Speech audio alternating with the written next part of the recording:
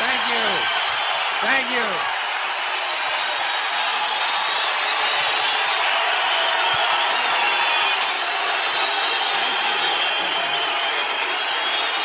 Thank you. Thank you very much. Thank you. Thank you all. Thank you all. Thank you. And hello, New York. Hello, New York, and thank you. Yeah. Okay. It's been a little while. It's been a little while since I've been here, and a couple of things have happened in that time. I'd like to talk a little bit about the war in the Persian Gulf.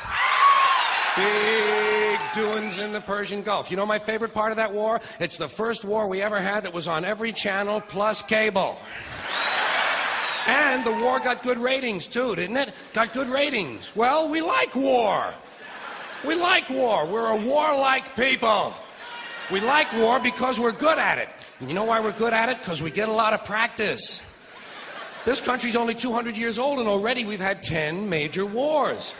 We average a major war every 20 years in this country, so we're good at it. And it's a good thing we are. We're not very good at anything else anymore. Huh? Can't build a decent car, can't make a TV set or a VCR worth the fuck. Got no steel industry left, can't educate our young people, can't get health care to our old people, but we can bomb the shit out of your country, all right? Huh? We can bomb the shit out of your country, all right? Especially if your country is full of brown people. Oh, we like that, don't we? That's our hobby. That's our new job in the world, bombing brown people. Iraq, Panama, Grenada, Libya, you got some brown people in your country, tell them to watch the fuck out, or we'll goddamn bomb them. Well, when's the last white people you can remember that we bombed? Can you remember the last white? Can you remember any white people we've ever bombed? The Germans, those are the only ones, and that's only because they were trying to cut in on our action. They wanted to dominate the world. Bullshit, that's our fucking job. That's our fucking job.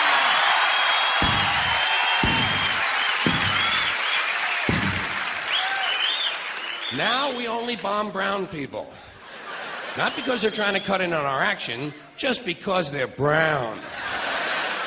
Now, you probably noticed I don't feel about that war the way we were told we were supposed to feel about that war, the way we were ordered and instructed by the United States government to feel about that war. You see, I'll tell you, my mind doesn't work that way. I got this real moron thing I do. It's called thinking. And I'm not a very good American because I like to form my own opinions. I don't just roll over when I'm told to. Sad to say, most Americans just roll over on command. Not me. I have certain rules I live by. My first rule, I don't believe anything the government tells me. Nothing. Zero. Nope. And I don't take very seriously the media or the press in this country, who in the case of the Persian Gulf War were nothing more than unpaid employees of the Department of Defense, and who most of the time function as kind of an unofficial public relations agency for the United States government.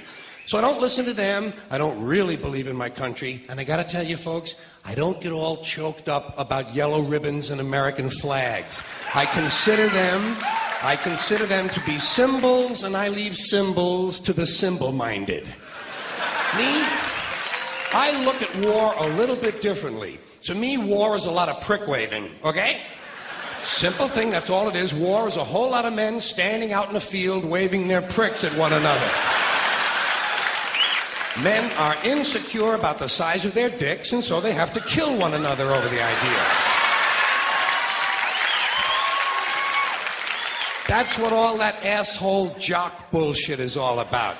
That's what all that adolescent macho male posturing and strutting in bars and locker rooms is all about. It's called dick fear. Men are terrified that their pricks are inadequate, and so they have to compete with one another to feel better about themselves. And since war is the ultimate competition, basically men are killing each other in order to improve their self-esteem. You don't have to be a historian or a political scientist to see the bigger dick foreign policy theory at work. It sounds like this. What? They have bigger dicks? Bomb them! And of course, the bombs and the rockets and the bullets are all shaped like dicks. It's a subconscious need to project the penis into other people's affairs. It's called fucking with people.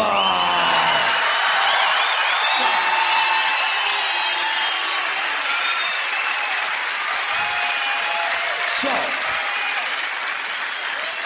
as far as I'm concerned, that whole thing in the Persian Gulf was nothing more than a big prick-waving dick fight.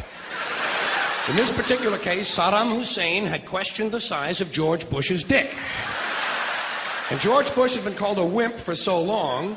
Wimp rhymes with limp. George has been called a wimp for so long that he has to act out his manhood fantasies by sending other people's children to die. Even the name Bush. Even the name Bush is related to the genitals without being the genitals. A bush is a sort of passive secondary sex characteristic. Now, if this man's name had been George Boner,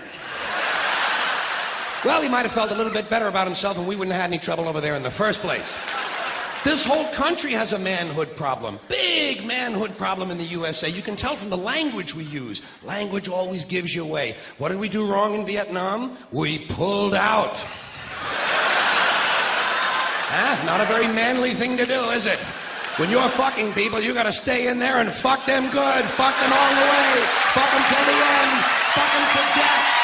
Fuck them to death. Fuck them to death.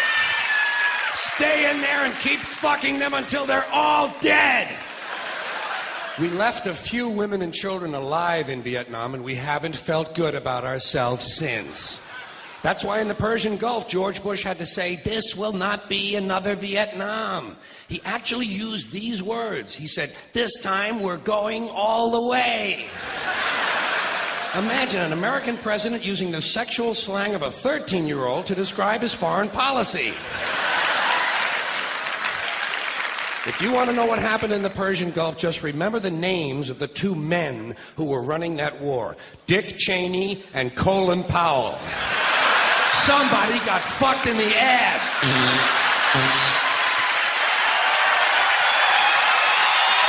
Thank you. Thank you. Thank you very much. Well, tell you what. Now, to balance the scale, I'd like to talk about some things that bring us together.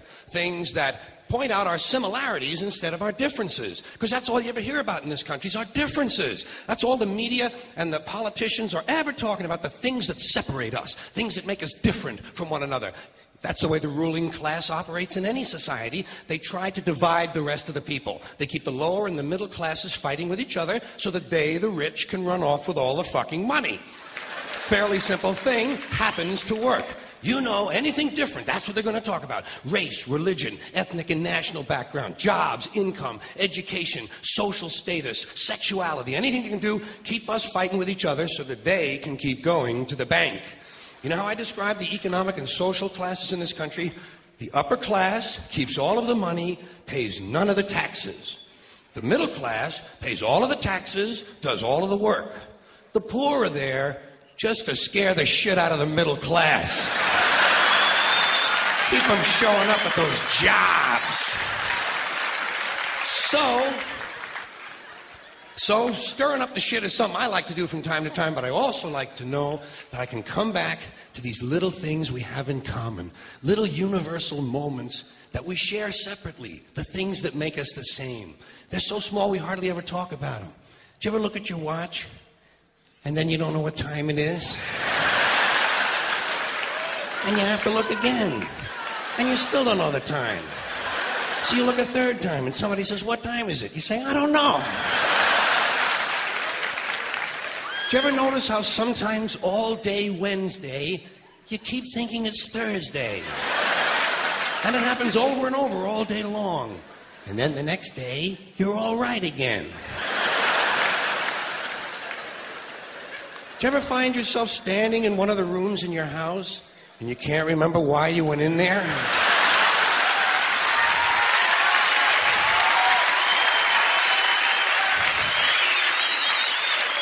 And 2 words float across your mind: Alzheimer's disease.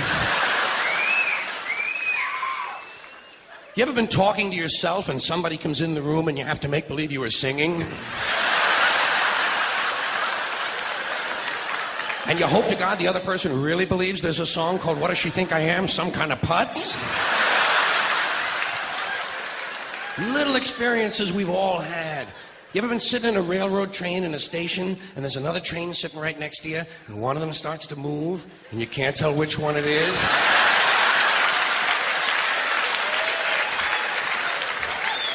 How about when you're out on a small boat on a windy day? You ever been out rocking back and forth for 3 or 4 hours trying to keep your balance? Rough seas, little boat. Then you get back into the shore and you're standing on the dock and you could swear there was something inside of you that was still out there rocking. Did you ever try to pick up a suitcase you thought was full, but it wasn't? And you go, doo? And for just a split second, you feel really strong.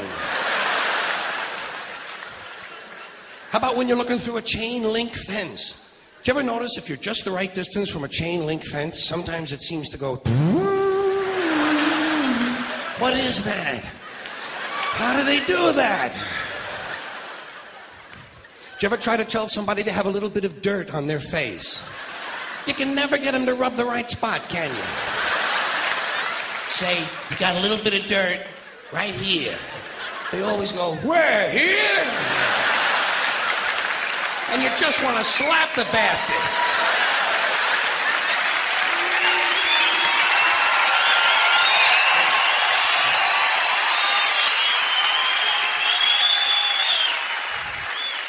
Did you ever notice how awful your face looks in a mirror in a restroom that has fluorescent lights? Every cut, scrape, scratch, scar, scab, bruise, boil, bump, pimple, zit, wart, welt, and abscess you've had since birth all seem to come back at the same time. And all you can think of is, I gotta get the fuck out of here!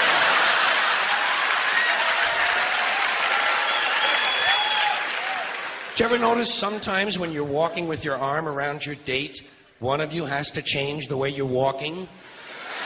Men and women don't walk the same. One of them has to change. Either the man has to walk like this,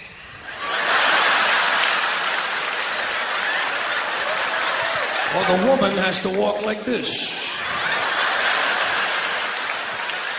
Joey, how are you?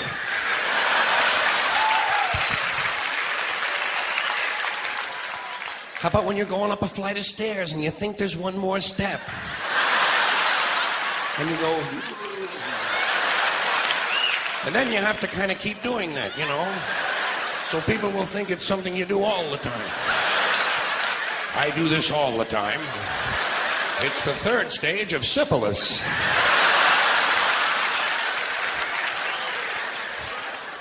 Same thing happens when you're going down the stairs. You could swear there was one more step. Holy shit. My hips are in my chest.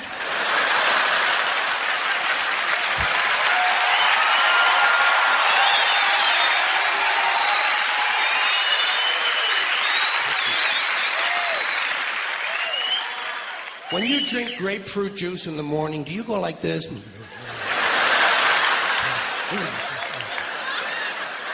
I do too. Why do we drink it? It's like ice cream throat. You know when you've been eating ice cream too fast and you get that frozen spot in the back of your throat, but you can't do anything about it because you can't reach it to rub it? You just have to kind of wait for it to go away. And it does. Then what do? Eat more ice cream! What are we, fucking stupid?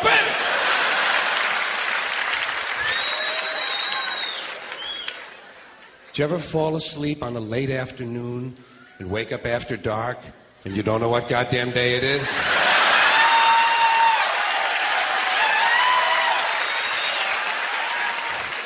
Like when you have your head on the pillow. Do you ever notice when you have your head on the pillow, if you close the bottom eye, the pillow is down there. Then if you switch eyes, the pillow moves up there.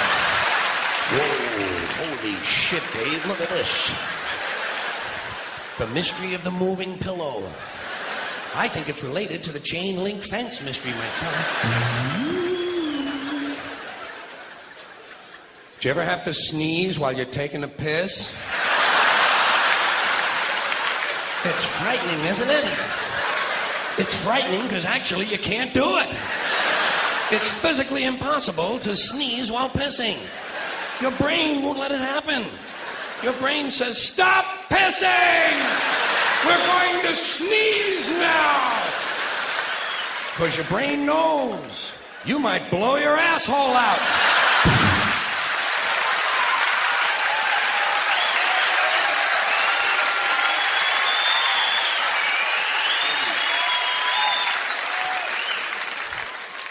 Something else we have in common, flying on the airlines and listening to the airlines' announcements and trying to pretend to ourselves that the language they're using is really English. Doesn't seem like it to me. Whole thing starts when you get to the gate. First announcement. We would like to begin the boarding process. Extra word, process. Not necessary. Boarding is enough. We'd like to begin the boarding. Simple, tells the story. People add extra words when they want things to sound more important than they really are. Boarding process sounds important. It isn't. It's just a bunch of people getting on an airplane. People like to sound important. Weathermen on television talk about shower activity. Sounds more important than showers. I even heard one guy on CNN talk about a rain event. Swear to God. He said, Louisiana's expecting a rain event. I thought, holy shit, I hope I can get tickets to that.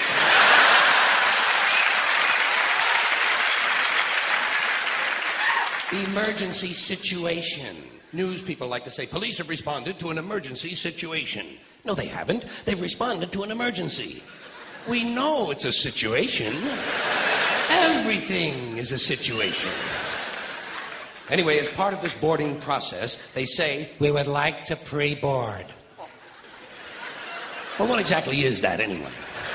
What does it mean to pre-board? You get on before you get on?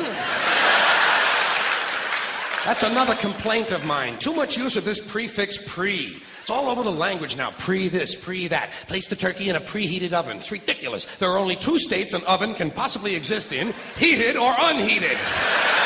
Preheated is a meaningless fucking term.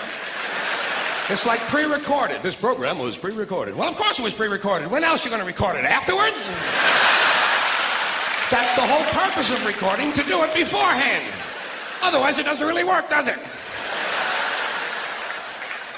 Pre-existing, pre-planning, pre-screening. You know what I tell these people? Pre-suck my genital situation.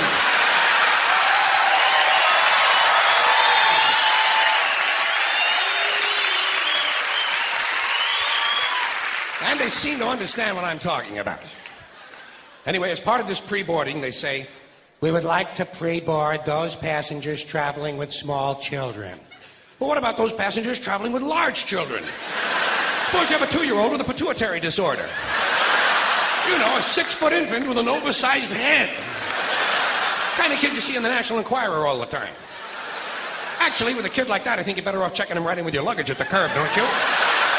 Well, they like it under there. It's dark. They're used to that. About this time, someone is telling you to get on the plane. Get on the plane, get on the plane. I say, fuck you, I'm getting in the plane. In the plane. Let Evel Knievel get on the plane. I'll be in here with you folks in uniform. There seems to be less wind in here. They might tell you you're on a non-stop flight.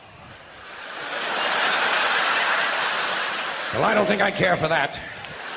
No, I insist that my flights stop. Preferably at an airport.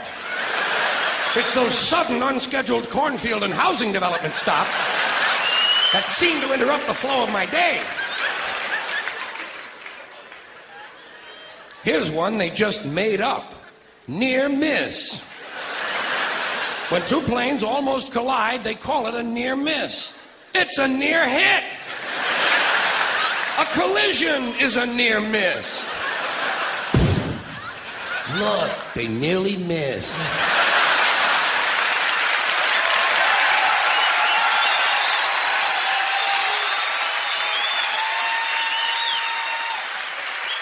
Yes, but not quite. They might tell you your flight has been delayed because of a change of equipment. Broken plane. Tell me to put my seat back forward. Well, I don't bend that way. If I could put my seat back forward, I'd be in porno movies. Then they mentioned carry-on luggage. First time I heard carry-on, I thought they were going to bring a dead deer on board. I thought, what the hell do they mean with that? Don't they have the little TV dinners anymore? Then I thought, carry on, there's going to be a party. People are going to be carrying on the plane. Well, I don't care for that. I like a serious attitude on the plane, especially on the flight deck, which is the latest euphemism for cockpit. Can't imagine why they wouldn't want to use a lovely word like cockpit, can you? Especially with all those stewardesses going in and out of it all the time. There's one. There's a word that's changed, stewardess. First it was hostess, then stewardess, now it's flight attendant. You know what I call them? The lady on the plane. Sometimes it's a man on the plane now. That's good, equality. I'm all in favor of that. Sometimes they actually refer to these people as uniformed crew members. Uniformed, as opposed to that guy sitting next to you in the Grateful Dead t-shirt and the fuck you hat. Who's working on his 9th little bottle of Kahlua, I might add. As soon as they close the door to the aircraft, that's when they begin the safety lecture. I love the safety lecture. This is my favorite part of the airplane ride. I listen very carefully to the safety lecture, especially that part where they teach us how to use the seat belts. Imagine this. Here we are, a plane full of grown human beings, many of us partially educated, and they're actually taking time out to describe the intricate workings of a belt buckle. Place the small metal flap into the buckle. Well, I asked for clarification at that point. Over here, please. Over here. Yes, thank you very much. Did I hear you correctly? Did you say place the small metal flap into the buckle, or place the buckle over and around the small metal flap? I'm a simple man. I do not possess an engineering degree, nor am I mechanically inclined. Sorry to have taken up so much of your time. Please continue with the wonderful safety lecture. Seatbelt. High-tech shit. The safety lecture continues. The next thing they do, they tell you to locate your nearest emergency exit. I do this immediately. I locate my nearest emergency exit, and then I plan my route. You have to plan your route. It's not always a straight line, is it? Sometimes there's a really big fat fuck sitting right in front of you.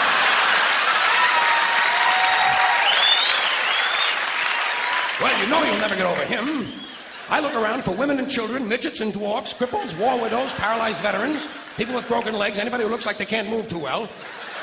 The emotionally disturbed come in very handy at a time like this. You might have to go out of your way to find these people, but you'll get out of the plane a lot goddamn quicker, believe me. I say, let's see. I'll go around the fat fuck, step on the widow's head, push those children out of the way, knock down the paralyzed midget, and get out of the plane where I can help others.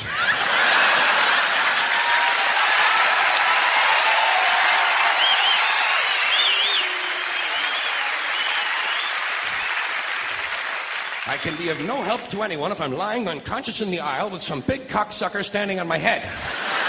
I must get out of the plane, go to a nearby farmhouse, have a Dr. Pepper, and call the police. The safety lecture continues.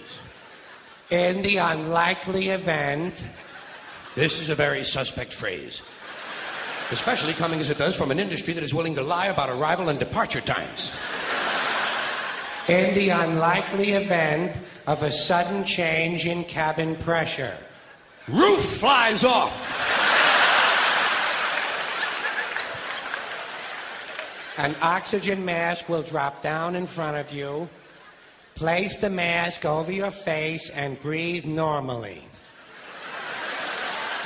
Well, I have no problem with that. I always breathe normally when I'm in a 600-mile-an-hour uncontrolled vertical dive.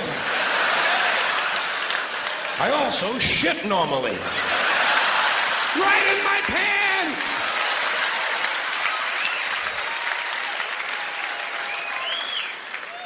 They tell you to adjust your oxygen mask before helping your child with his. I did not need to be told that. In fact, I'm probably going to be too busy screaming to help him at all. This will be a good time for him to learn self-reliance. If he can program his fucking VCR, he can goddamn jolly well learn to adjust an oxygen mask. Fairly simple thing, just a little rubber band in the back is all it is. Not nearly as complicated as, say, for instance, a seatbelt. The safety lecture continues. In the unlikely event of a water landing.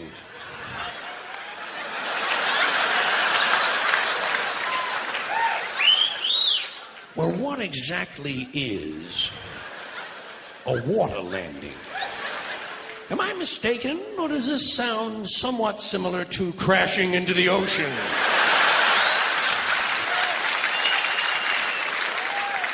Your seat cushion can be used as a flotation device.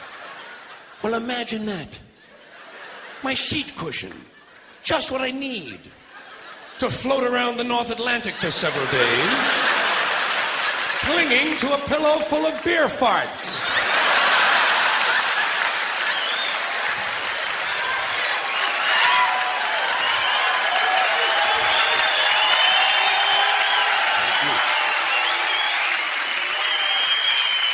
Thank you. The flight continues. A little later on, toward the end, we hear, "The captain has turned on the fasten seatbelt sign." Well, who gives a shit who turned it on? What does that have to do with anything? It's on, isn't it? And who made this man a captain, might I ask? Did I sleep through some sort of an armed forces swearing-in ceremony or something? Captain, he's a fucking pilot, and let him be happy with that. If those sightseeing announcements are any mark of his intellect, he's lucky to be working at all. Tell the captain, Air Marshal Carlin says, go fuck yourself.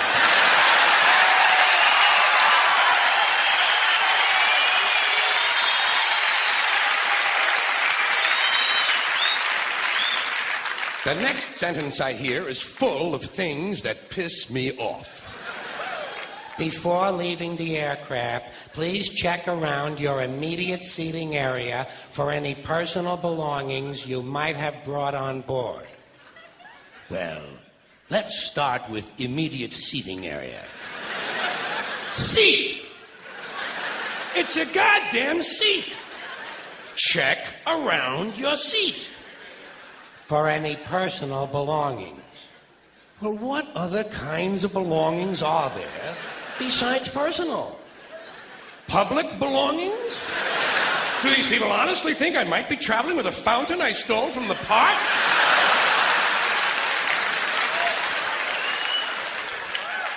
You might have brought on board. Well, I might have brought my arrowhead collection. I didn't, so I'm not going to look for it. I'm going to look for things I brought on board. Would seem to enhance the likelihood of my finding something, wouldn't you say? Telling me to return my seat back and tray table to their original upright positions? Fine. Who's going to return this guy in the Grateful Dead t-shirt and the fuck you hat to his original upright position? About this time, they tell you you'll be landing shortly. That sound to you like we're going to miss the runway? Final approach is not very promising either, is it? Final is not a good word to be using on an airplane. Sometimes the pilot will get on and you'll say, we'll be on the ground in 15 minutes. Well, that's a little vague, isn't it? Now we're taxiing in. She says, welcome to O'Hare International Airport. Well, how can someone who is just arriving herself possibly welcome me to a place she isn't even at yet? Doesn't this violate some fundamental law of physics? We're only on the ground 4 seconds. She's coming on like the fucking mayor's wife. Where the local time... Well, of course it's the local time. What did you think we were expecting? The time in Pango Pango? Enjoy your stay in Chicago or wherever your final destination might be. All destinations are final. That's what it means. Destiny, final. If you haven't gotten where you're going, you aren't there yet.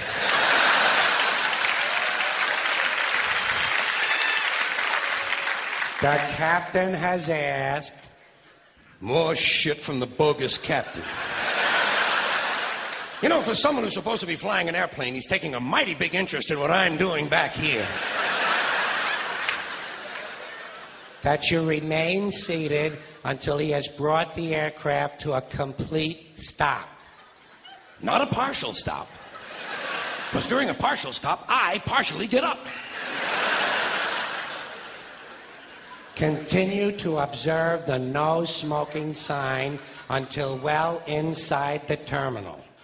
It's physically impossible to observe the no smoking sign even if you're standing just outside the door of the airplane. Much less well inside the terminal. You can't even see the fucking planes from well inside the terminal.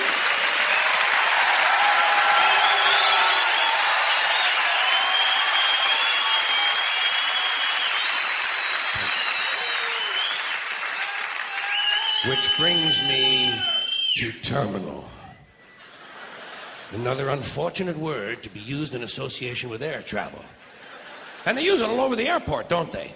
Somehow I just can't get hungry at a place called the Terminal Snack Bar. But if you've ever eaten there, you know it is an appropriate name.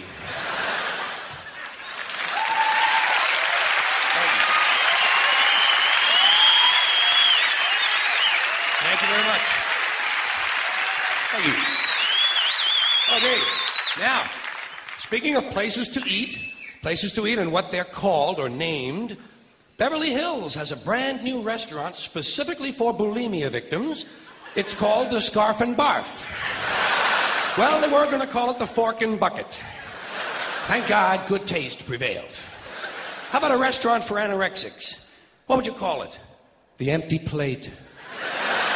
The Lonesome Chef. Start without me, guys. See, somehow I can't feel sorry for an anorexic, you know? Rich cunt, don't want to eat? Fuck her. Fuck her.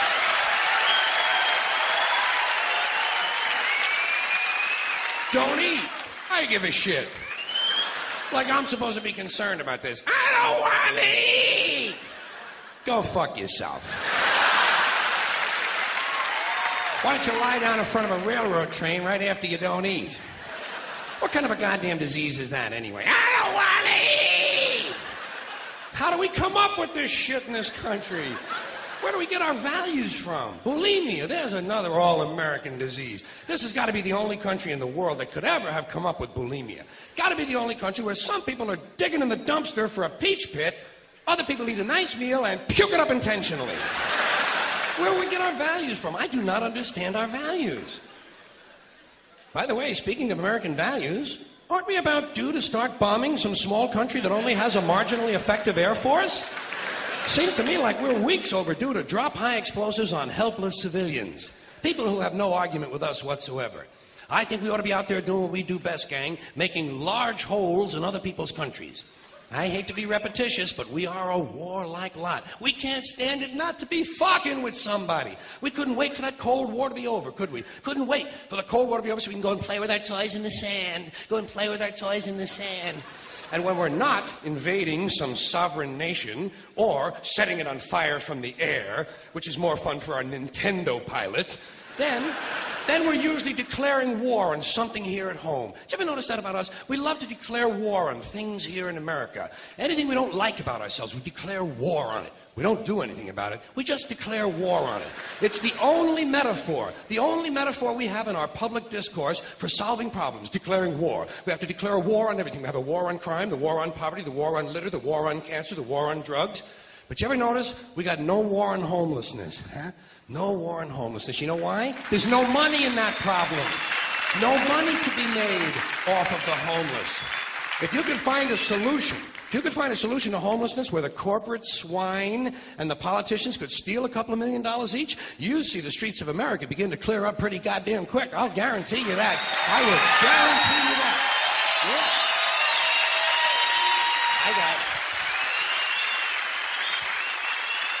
I got an idea. You know what they ought to do? Give the homeless their own magazine. Give them their own magazine. Would make them feel better, for one thing. That's a sure sign of making it in this country. Every group in this country that arrives at a certain level has its own magazine. We have Working Mother magazine, Black Entrepreneur magazine, Hispanic Business magazine. In fact, any activity engaged in by more than 4 people in this country has got a fucking magazine devoted to it. Skydiving, snowmobiling, backpacking, mountain climbing, bungee jumping, skeet shooting, duck hunting, jerking off, playing pool, shooting someone in the asshole with a dart gun. They probably got a fucking magazine for that. Walking! For Christ's sakes, walking! There's actually a fucking magazine called Walking. Look, Dan, the new Walking is out. Here's a good article, putting one foot in front of the other. Give them their own magazine. Give them their own magazine. You know what you call the magazine for the homeless? Better Crates and Cartons. Yeah, then when they get finished reading it, they can use it to line their clothing. That's a good, sound business solution, isn't it? That's the kind of answer you get from a conservative American businessman in this country. Say, yeah, let them read it. When they get finished reading it, they can use it to plug up the holes in them piano crates they all seem to like to live in. A good, sound, practical, conservative American business solution. I got an idea about homelessness. You know what they ought to do? Change the name of it. Change the name of it. It's not homelessness. It's houselessness. It's houses these people need. A home is an abstract idea. A home is a setting. It's a state of mind. These people need houses. Physical, tangible structures. They need low-cost housing. But where are you going to put it? Well, that's fine, but where are you going to put it? Where are you going to put it? Nobody wants you to build low-cost housing near their house. People don't want it near them. We got something in this country, you've heard of it, it's called NIMBY. N-I-M-B-Y. Not in my backyard. People don't want anything, any kind of social help located anywhere near them. You try to open up a halfway house. Try to open up a drug rehab or an alcohol rehab center. Try to do a homeless shelter somewhere. Try to open up a little home for some retarded people who want to work their way into the community. People say, not in my backyard. People don't want anything near them, especially if it might help somebody else. Part of that great American spirit of generosity we hear about. Great, generous American spirit. You can ask an Indian about that. Ask an Indian about if you can find one. You got to locate an Indian first. We've made them just a little difficult to find. Well, if you need current data, select a black family at random. Ask them how generous America has been to them. People don't want anything near them, even if it's something they believe in, something they think society needs, like prisons. Everybody wants more prisons, right? Everybody wants more prisons. People say, build more prisons! But not here. But why not? What's wrong? What's the problem? What's wrong with having a prison in your neighborhood? It would seem to me like it would make it a pretty crime-free area, don't you think? You think a lot of crackheads and pimps and hookers and thieves are going to be hanging around in front of a fucking prison? Bullshit, they ain't coming anywhere near it. What's wrong with these people? All the criminals are locked up behind the walls, and if a couple of them do break out, what do you think they're going to do? Hang around? Check real estate trends? Bullshit. They're fucking gone. That's the whole idea of breaking out of prison, is to get the fuck as far away as you possibly can. Not in my backyard. People don't want anything near them. Except military bases. They don't mind that, do they? They like that. Give them an army base. Give them a navy base. Makes them happy. Why? Jobs. Jobs. Self-interest. Even if the base is loaded with nuclear weapons, they don't give a fuck. They say, well, I'll take a little radiation if I can get a job. Working people have been fucked over so long in this country, those are the kind of decisions they're left to make. I've got just the place for low-cost housing. I have solved this problem. I know where we can build housing for the homeless. Golf courses. Perfect. Golf courses. Just what we need. Just what we need. Plenty of good land in nice neighborhoods. Land that is currently being wasted on a meaningless, mindless activity engaged in primarily by white, well-to-do male businessmen who use the game to get together to make deals to carve this country up a little finer among themselves. I am getting tired, really getting tired of these golfing cocksuckers in their green pants and their yellow pants and their orange pants and their precious little hats and their cute little golf carts. It is time to reclaim the golf courses from the wealthy and turn them over to the homeless. Golf is an arrogant, elitist game, and it takes up entirely too much room in this country. Too much room in this country.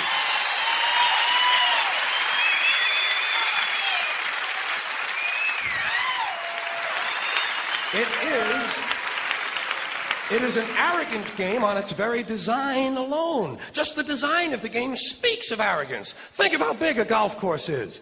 The ball is that fucking big. What do these pin-headed pricks need with all that land? There are over 17,000 golf courses in America. They average over 150 acres apiece. That's 3 million plus acres. 4,820 square miles. You could build 2 Rhode Islands and a Delaware for the homeless. On the land currently being wasted on this meaningless, mindless, arrogant, elitist, racist, there's another thing. The only blacks you'll find in country clubs are carrying trays. And a boring game. Boring game for boring people. You ever watch golf on television? It's like watching flies fuck. And a mindless game. Mindless. Think of the intellect it must take to draw pleasure from this activity. Hitting a ball with a crooked stick and then walking after it. And then hitting it again. I say, pick it up, asshole. You're lucky you found the fucking thing. Put it in your pocket and go the fuck home. You're a winner. You're a winner. You found it. No. Never happened. No. No chance of that happening. Dorco in the plaid knickers is going to hit it again and walk some more. Let these rich cocksuckers play miniature golf. Let them fuck with a windmill for an hour and a half or so. See if there's really any skill among these people. Now, I know there are some people who play golf who don't consider themselves rich. Fuck them! And shame on them for engaging in an arrogant, elitist pastime. Hey, here's another place we could put some low-cost housing. Cemeteries. There's another idea whose time has passed. Saving all the dead people for one part of town? What the hell kind of a medieval, superstitious, religious bullshit idea is that? Plow these motherfuckers up, plow them into the streams and rivers of America. We need that phosphorus for farming. If we're going to recycle, let's get serious.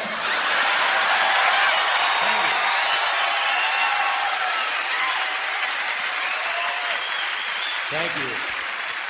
I appreciate it. I appreciate that. Good to have a little sip of this. The water, I assume, is still safe to drink in New York, huh? Actually, I got to be fair with you. I'm only setting you up a little bit. It's just not a trick question, but it's just a setup because I don't really care about the water, to tell you the truth. I just love to hear the answer to that question. I ask that question everywhere I go. Everywhere I go, I say, how's the water? Haven't gotten a positive answer yet. Not one. Last year I was in 40 states, 100 cities. Not one audience was able to say to me, yes, enjoy some of our fine local water. It is pure and it is good. Of course, I know a lot of people don't talk that way anymore, but nobody trusts the local water supply. Nobody. And that amuses me. I like that. I admit I'm a bit perverted, but it amuses me that no one can really trust the water anymore. And the thing I like about it the most is it means the system is beginning to collapse and everything is slowly breaking down. I enjoy chaos and disorder, not just because they help me professionally. They're also my hobby. You see, I'm an entropy fan. I'm an entropy fan. When I first heard of entropy in high school science, I was attracted to it immediately. When they told me that in nature, all systems are breaking down, I thought, what a good thing. What a good thing. Perhaps I can make some small contribution in this area myself. And of course, it's not just in nature. In this country, the whole social structure just beginning to collapse. You watch. Just beginning now to come apart at the edges and the seams. And the thing I like about that is that it means it makes the news on television more interesting, makes the television news more exciting, makes it more fun. I watch television news for one thing and one thing only: entertainment. That's all I want from the news: entertainment. You know my favorite thing on television? Bad news. Bad news and disasters and accidents and catastrophes. I want to see some explosions and fires. I want to see shit blowing up and bodies flying around. I'm not interested in the budget. I don't care about tax negotiations. I don't want to know what country the fucking Pope is in. But you show me a hospital that's on fire and people on crutches are jumping off the roof, and I'm a happy guy! I'm a happy guy! I'm a happy guy! I want to see a paint factory blowing up. I want to see an oil refinery explode. I want to see a tornado hit a church on Sunday. I want to see people. I want to know there's some guy running through the Kmart with an automatic weapon firing at the clerks.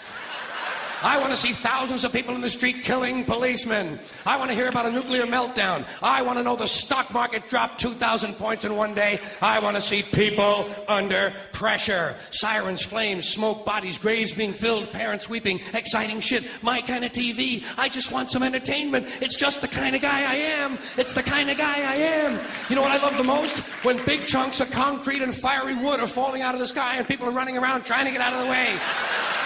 Exciting shit. That's why I watch auto racing. That's the only reason I watch auto racing. I'm waiting for some accidents, man. I want to see some cars on fire.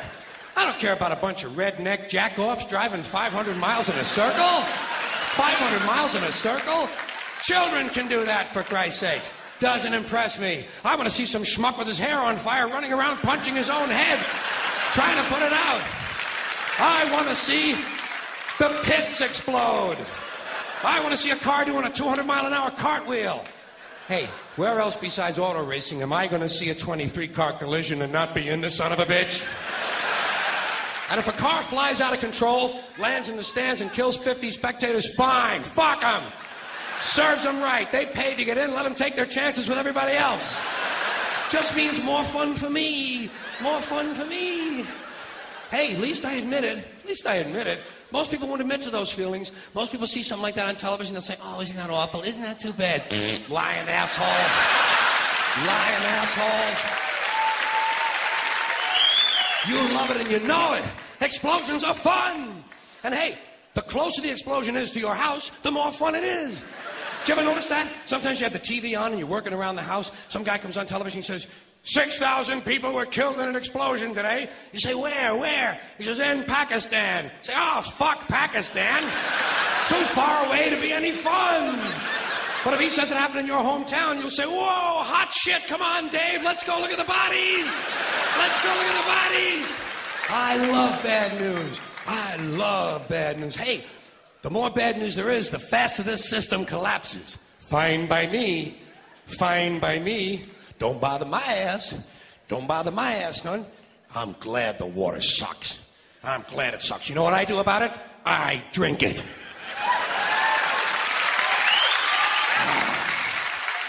Unless it really smells.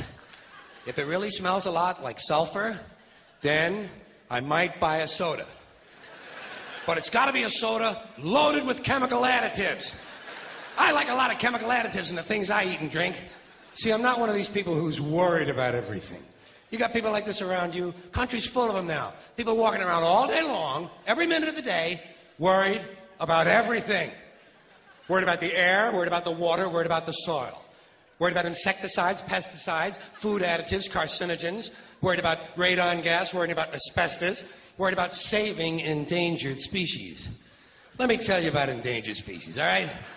Saving endangered species is just one more arrogant attempt by humans to control nature. It's arrogant meddling. It's what got us in trouble in the first place. Doesn't anybody understand that? Interfering with nature. Over 90%, way over 90% of all the species that have ever lived on this planet, are gone. They're extinct. We didn't kill them all. They just disappeared. That's what nature does.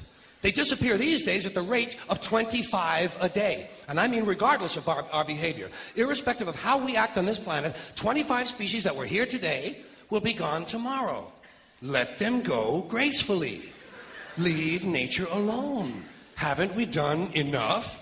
We're so self-important. So self-important. Everybody's going to save something now. Save the trees, save the bees, save the whales, save those snails. And the greatest arrogance of all, save the planet. What? Are these fucking people kidding me? Save the planet? We don't even know how to take care of ourselves yet. We haven't learned how to care for one another. We're going to save the fucking planet?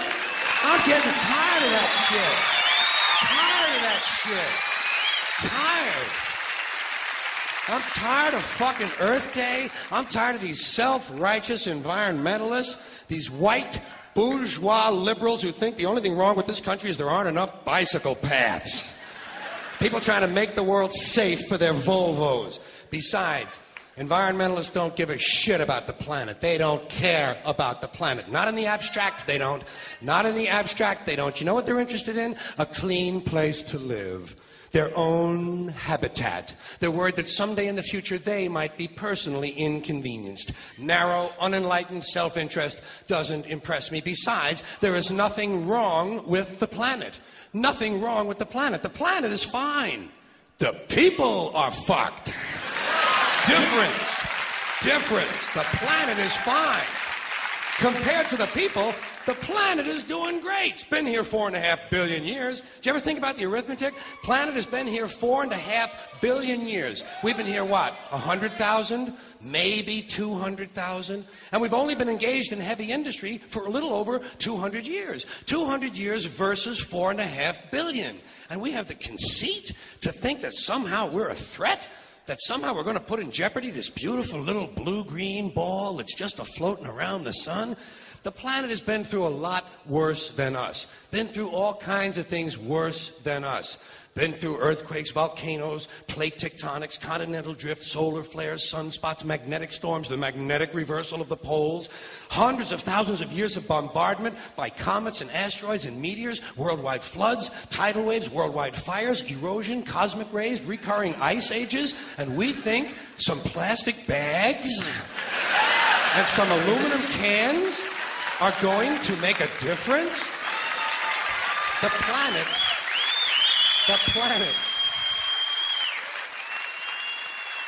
planet isn't going anywhere. We are. We're going away. Pack your shit, folks. We're going away. And we won't leave much of a trace either. Thank God for that. Maybe a little styrofoam. Maybe. Little styrofoam. Planet will be here and we'll be long gone. Just another failed mutation. Just another closed-end biological mistake. An evolutionary cul-de-sac. The planet will shake us off like a bad case of fleas. A surface nuisance. You want to know how the planet's doing? Ask those people at Pompeii who are frozen into position from volcanic ash how the planet's doing. Want to know if the planet's all right? Ask those people in Mexico City or Armenia or 100 other places buried under thousands of tons of earthquake rubble if they feel like a threat to the planet this week. How about those people in Kilauea, Hawaii who build their homes right next to an active volcano and then wonder why they have lava in the living room?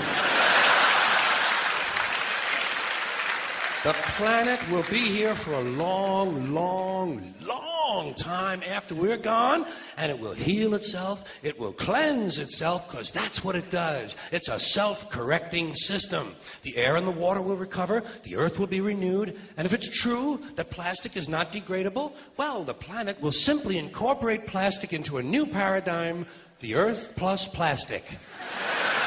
The earth doesn't share our prejudice towards plastic. Plastic came out of the earth. The earth probably sees plastic as just another one of its children. Could be the only reason the earth allowed us to be spawned from it in the first place. It wanted plastic for itself.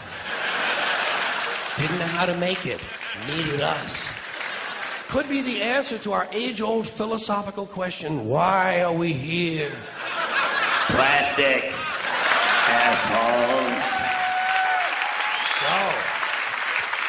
So, the plastic is here. Our job is done. We can be phased out now. And I think that's really started already, don't you? I mean, to be fair, the planet probably sees us as a mild threat, something to be dealt with. And I'm sure the planet will defend itself in the manner of a large organism, like a beehive or an ant colony can muster a defense. I'm sure the planet will think of something. What would you do if you were the planet trying to defend against this pesky, troublesome species? Let's see. What might... viruses. Viruses might be good. They seem vulnerable to viruses. And viruses are tricky, always mutating and forming new strains whenever a vaccine is developed. Perhaps this first virus could be one that compromises the immune system of these creatures. Perhaps a human immunodeficiency virus, making them vulnerable to all sorts of other diseases and infections that might come along. And maybe it could be spread sexually, making them a little reluctant to engage in the act of reproduction. Well, that's a poetic note. And it's a start. And I can dream, can't I? See, I don't worry about the little things. Bees, trees, whales, snails. I think we're part of a greater wisdom than we will ever understand. A higher order. Call it what you want. Know what I call it? The big electron. The big electron. Whoa. Whoa. Whoa. It doesn't punish. It doesn't reward. It doesn't judge at all. It just is. And so are we. For a little while. Thanks for being here with me for a little while tonight. Thank you. Thank you very much. Thank you.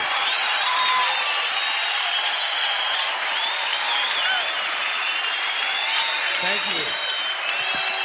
You, New York City, take care of yourself. Take care of yourself. And take care of somebody else. Thank you. Good night.